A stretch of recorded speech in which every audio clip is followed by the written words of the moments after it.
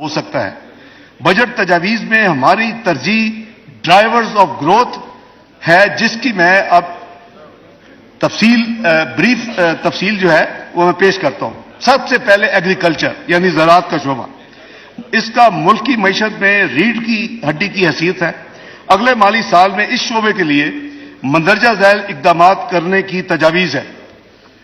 زرعی قرضوں کی حد کو جو اس سال وزیر اعظم نے اپ سکیل کر کے 1800 ارب لے کے گئے تھے، اس کو بڑھا کر 2250 ارب کیا جا رہا ہے زرعی قرضے۔ جناب اسپیکر، بجلی اور ڈیزل کے بل کسان کے سب سے بڑے اخراجات میں شامل ہیں۔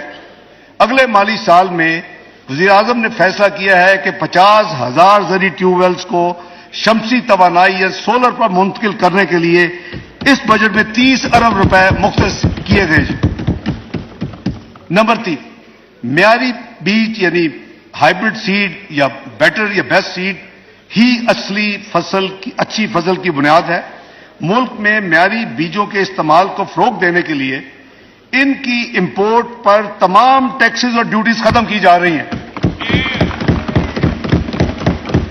اس طرح سیپلنگز کی درآمد یعنی امپورٹ پر بھی کسٹم ڈیوٹی ختم کی جا رہی ہے۔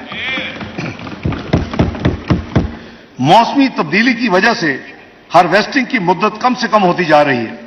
ان کے ساتھ ساتھ اگر کسان نے تیسری فصل بھی اٹھانی ہے، اس کے لیے ضروری ہے کہ پکی ہوئی فصل کو جلد سے جلد اس کو سنبھال لے۔